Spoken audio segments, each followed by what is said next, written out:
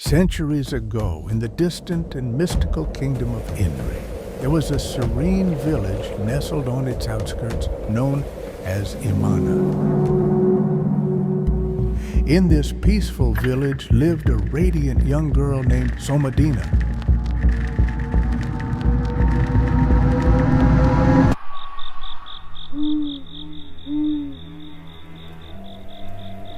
After the final treatments on our journey, the doctor offered us a chance to follow him to his land so that he can observe the progression of my healing and make sure there were no complications, but we respectfully declined, wishing for nothing more than to return home.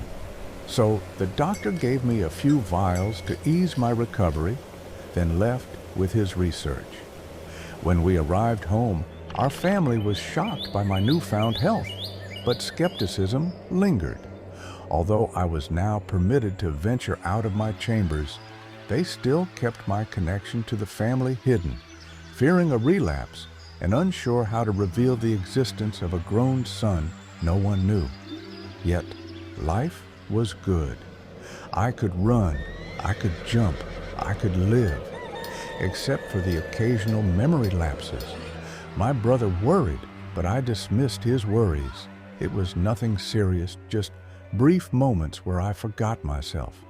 Over time, my brother grew distant, cold, and his gaze began to bear a silent animosity. Then his momentary absences began, for hours, sometimes for days, only to return more soulless than before.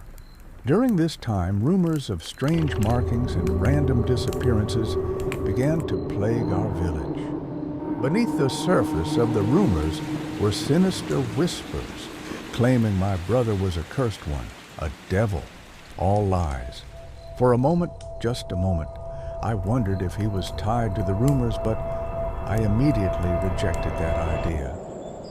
One evening, I found my brother ransacking my chambers and destroying the vials from the doctor. Consumed by anger, I attacked him. Why? I demanded. Why would he jeopardize my life? My brother, in a frenzy, insisted he was trying to make it all stop. He claimed everything was his fault and that he will fix it. He expressed his repulsion for my strength and asserted that we had brought back the devil from that ship.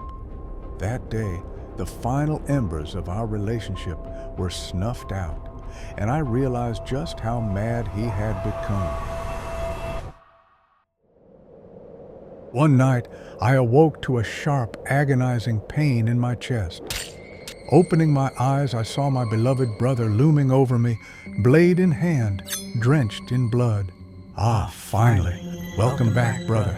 Despite the circumstances, I am happy to see you again, he said, his eyes vacant, devoid of any warmth. I sat there, clutching my bleeding chest, overwhelmed and horrified by his betrayal.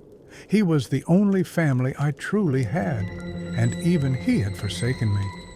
Then he knelt before me, his forehead touching the ground in a gesture of profound sorrow, and he begged not for forgiveness, but for me to stop. I was too stunned to speak, so I sat silently and listened.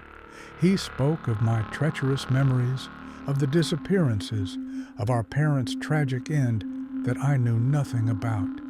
Everything weighed heavily on him. His words left me dumbfounded.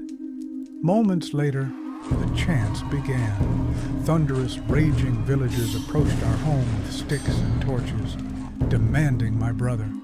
Yet he lifted his head in my chamber, revealing a tear-stricken smile. I buried a child today, what was left of her. She was so small she fit into my palm. I am a sinner, brother, he confessed, laughing woefully. My hands have buried too many. Once again, he expressed his regrets for that ship, and right there, with only me as a witness, my brother forsook his life. A switch must have flipped in my mind as I watched him fall, because darkness instantly overtook me. When I awoke, the sun was high in the sky, shining bright like any other sunny day. But the fields, my clothes, the trees, the grass, my hands, everything was red. Everyone was gone. The heavens must have rained blood that day, so I would never again forget what I am.